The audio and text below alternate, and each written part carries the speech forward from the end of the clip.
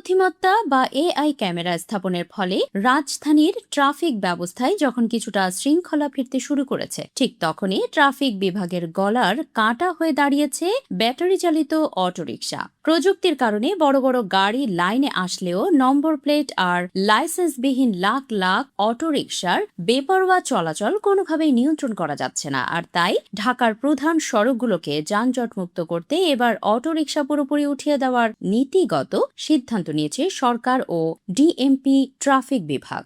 আগামী মাসের 15 তারিখের পরে আসতে পারে এই মেগা ঘোষণা। ঠিক কী পরিকল্পনা করছে প্রশাসন, আর কেন এআই ক্যামেরার যুগেও অটোরিকশা নিয়ে এত বেগ পেতে হচ্ছে?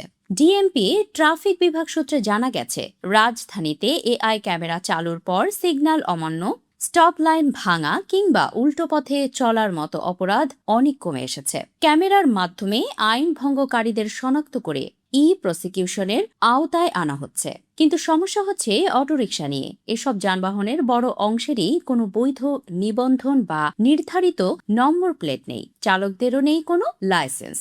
ফলে এআই ক্যামেরায় তাদের আইন ভঙ্গের দৃশ্য ধরা পড়লেও প্রযুক্তিগতভাবে কোনো আইনি ব্যবস্থা নেওয়া যাচ্ছে না। সিগন্যাল লাল থাকলেও এরা সুযোগ পেলেই সামনে ঢুকে পড়ছে, যত্রতত্র যাত্রী তুলছে, যা প্রযুক্তির পুরো সাফল্যকেই প্রশ্নবিদ্ধ করছে।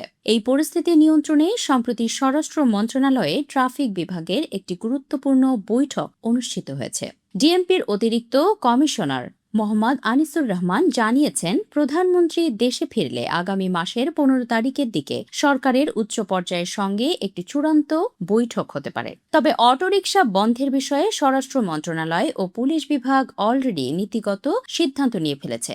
সরকারের সবুজ সংকেত পাওয়া গেলে প্রথম ধাপে ঢাকার প্রধান প্রধান সড়ক থেকে অটোরিকশা পুরোপুরি সরিয়ে দেওয়া হবে। এরপর পর্যায়ক্রমে পুরো রাজধানীতে এদের চলাচল নিয়ন্ত্রণে আনা হবে। সবকিছু ঠিক থাকলে আগামী মাসের 15 তারিখের পর ডিএমপির পক্ষ থেকে গণবিজ্ঞপ্তি জারি করে নগরবাসীকে এই কঠোর পদক্ষেপের কথা জানিয়ে দেওয়া হতে পারে। ট্রাফিক কর্মকর্তারা বলছেন, রাজধানীতে অটোরিকশার মালিক ও গ্যারেজ মালিকদের অনেকেই বিভিন্ন রাজনৈতিক দলের সঙ্গে সম্পৃক্ত। তাই শুধু পুলিশের অভিযান দিয়ে এই বিপুল পরিমাণ অটোরিকশা নিয়ন্ত্রণ করা সম্ভব নয়। এর জন্য প্রয়োজন সরকারি ও রাজনৈতিক ডাম্পিং ব্যবস্থার সীমাবদ্ধতা কাটিয়ে এবার সমন্বিত শক্তির জোরেই সড়ক পাকা করতে চায় প্রশাসন।